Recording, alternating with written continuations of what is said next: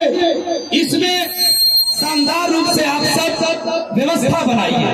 मैं सभी पीला लगाए अपने तमाम सिपाहियों से अनुरोध करता हूं कि वो नीचे उतर के उनका स्वागत करें, किनारे खड़े हो जाए। भोजपुरी के सुपरस्टार के रूप में वो आपके बीच आज नहीं आए हैं, वो आए हैं बेटा मानने के आए हैं।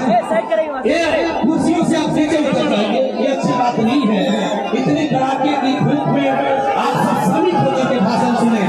पवन सिंह जी आपके हैं, खेसारी लाल यादव आपके हैं, आपको तो अपने की क्या जरूरत है।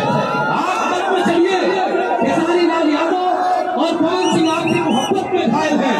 इतनी कड़ाकी धूप में वो ओजस्वी व्यक्तित्व आपके बीच में सुधारने का काम किया है।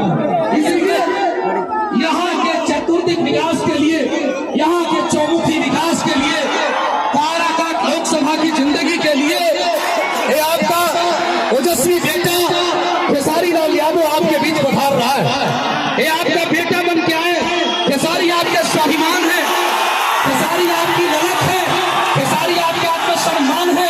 एक खेसारी लाल यादव है जिनकी मोहब्बत में इतनी गर्मी को भी आपने परास्त कर दिया है।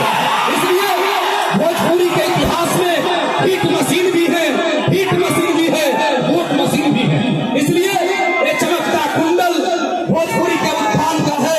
उठाइए एक बार दोनों हाथ भोजपुरी के सुपरस्टार के लिए और पवन सिंह जी के छोटे भाई, जिनके पिताजी ने आकर के नॉमिनेशन में गारंटेड कर दिया था कि मेरा बेटा आएगा तो काराकाट से पवन सिंह को जीतने से कोई रोक नहीं सकता।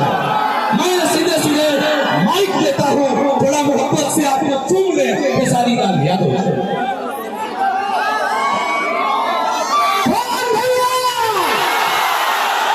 सबसे पहले कारागार की जनता के जितना लोग भी आएगा, हम खेसारी लाल यादव सबके चरण छू के प्रणाम करते हैं।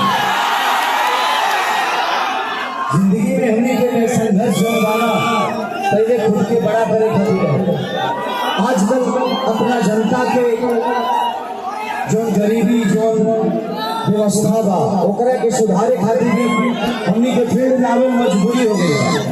अगर हमनी के नेता अगर